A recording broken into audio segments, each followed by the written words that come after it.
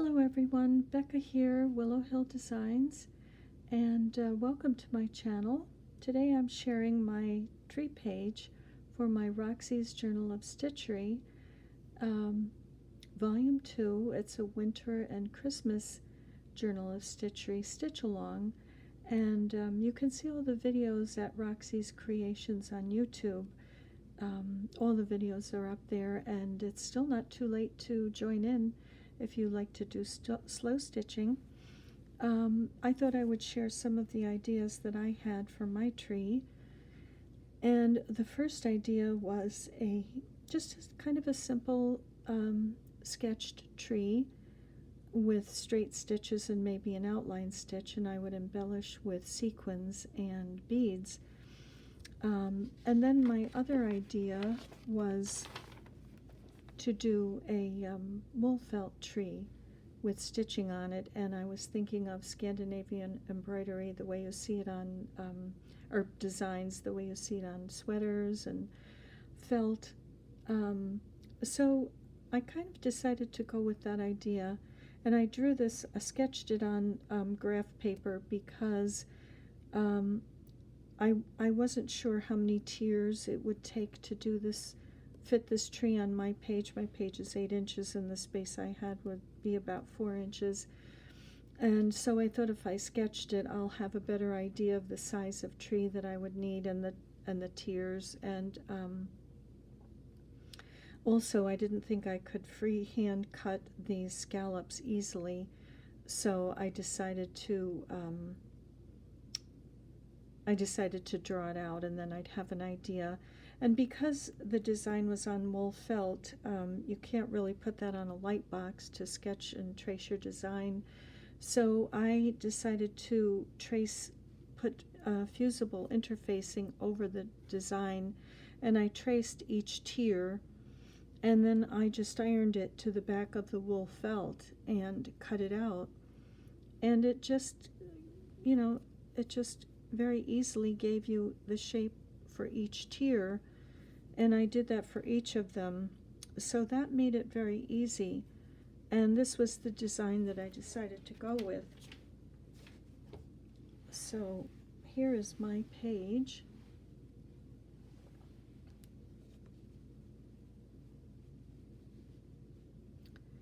And these are the tree portions that I cut out. Before I started to put the tree on the page, I tore some strips from this fabric. This is a Royal Doulton fabric that I absolutely love. It's one of my favorites. And I was thinking that it might simulate wallpaper. It might give that look of, that vintage look of striped wallpaper. And and it also gave some color to the page. Excuse me. So I decided to use that in the background, and I also added some lace to the top of the page because my signatures are napkins that were cut down, and just the top edge has a raw edge on each page, and I loved these edges, so I didn't want to cover those up. But if I used the whole napkin, it would have been too big.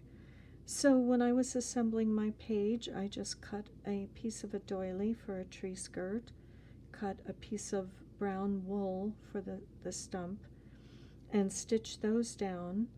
And then I just stitched each tier, starting at the bottom, and stitched up.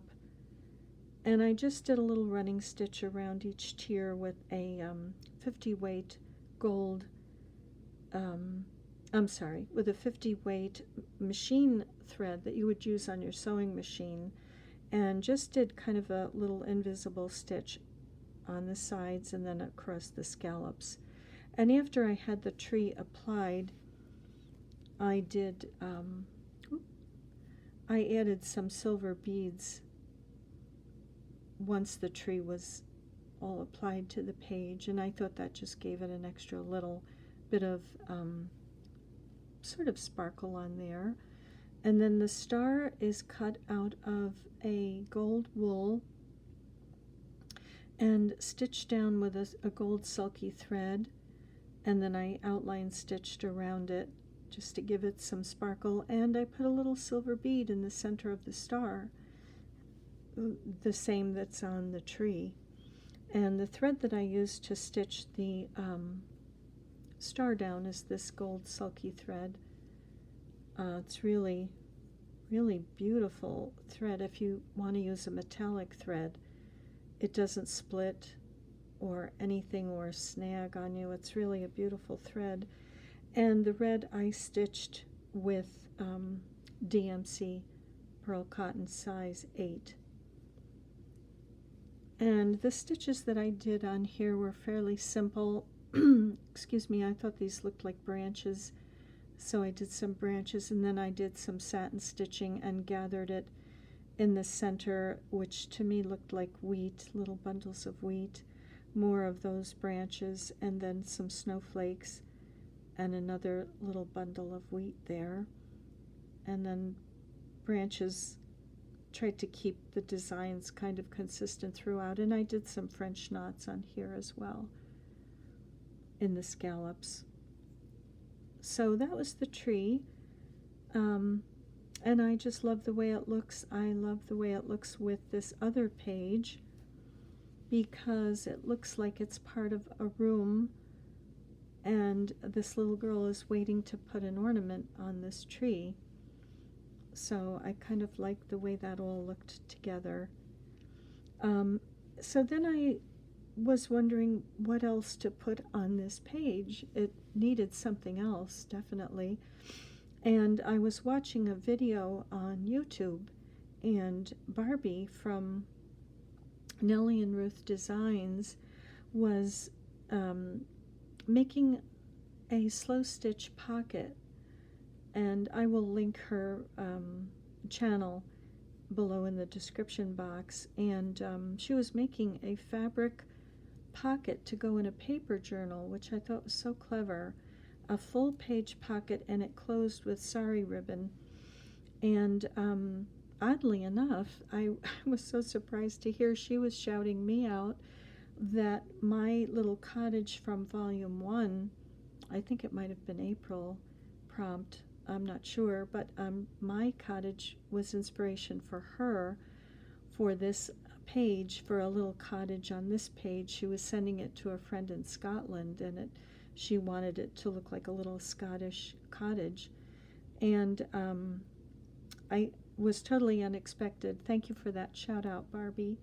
And but she inspired me because I thought down the road I would love to do a full page pocket in this journal. Figure out how to do that, probably on one of the pages where I don't have this sort of lace on the bottom, but because I wouldn't want to cover that up.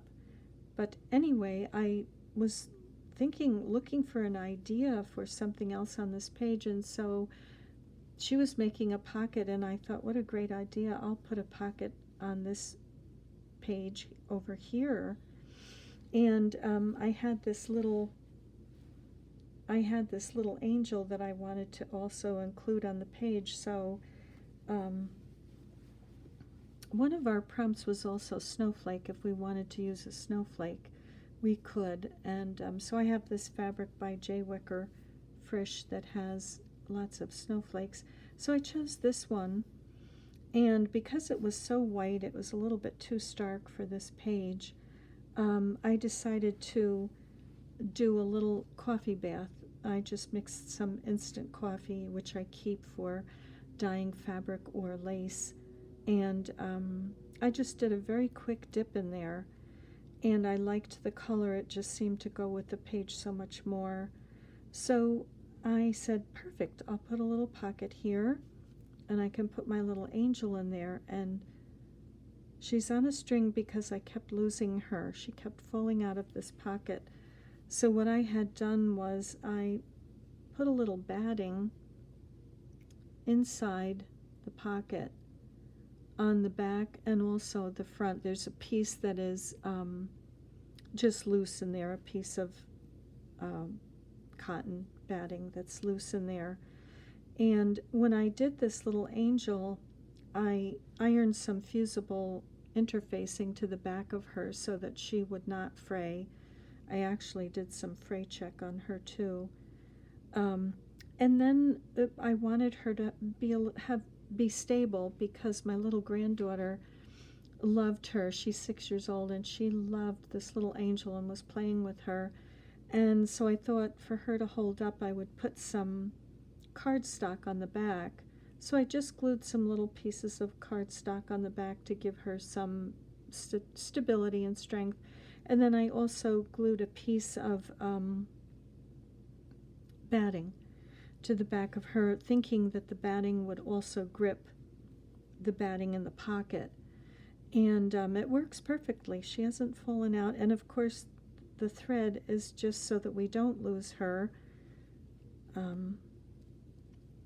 But she just slips in there and she stays really nicely. She doesn't fall out. I haven't lost her since. Before that, I kept losing her and searching for my little angel. Where did she go?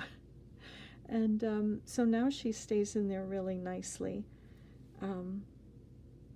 So thank you, Barbie, for that inspiration for this pocket. And thank you also for the shout out. And, oh, and I just thought I'd share that this little angel came from this J. Wecker Frisch fabric. And she was the only one on this piece of fabric. And I think this is about a half a yard. And I only have a little tiny portion of her. So I was very fortunate to get a full image of her. So I was really thrilled about. I just love these little images. I think they add so much to the page. So thank you for that inspiration, and also thank you to everyone who is sharing their pages. Their trees and everything are amazing. I love seeing it all. It's all inspiration for us. And one of the other things we had to do also was to make a cluster. And I've never made a cluster before, so I just started clustering things. I don't know, I took a piece of red fabric and sort of rolled it up, and then I also took a piece of this fabric and cut little V's out of the end of that like you would on a bow. I took a piece of sort of almost like a crocheted lace and put that on there. Some DMC floss, bring a little color out. Another piece of lace that I loved, and here's a piece that looks kind of like almost like baby's breath to me. And then this was another little piece of lace that has some crystal beads on it. I don't know if you can see them. This was part of something else that I had made for someone. And there's a little leaf, which is from my Volume 1 Journal of Stitchery book. And then I just added three little French knots on here. And so that's my first cluster, and I think it will go here on the page. I'm not sure.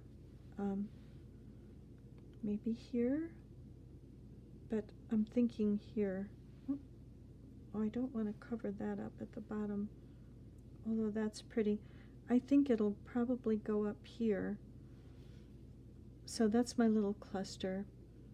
And I don't know if I mentioned it or not, but thank you to the person that suggested spray painting these snowflakes. I may have already said this, I don't remember. But I had silver snowflakes on here and they didn't quite go with the page, so I did buy some gold snowflakes. I think I did mention that. Okay. Oh, good grief, it's one of those days. But anyway, I just thought I would share my ideas for my tree page, and I seem to be ahead. We still have one more prompt for this month. And thank you to everyone who have been sharing their beautiful trees and snowflake designs. They're they're all so pretty. I love them all. We get inspiration from each other, and that's so nice. So thank you for spending time with me today, and I will see you in the next video. Bye for now.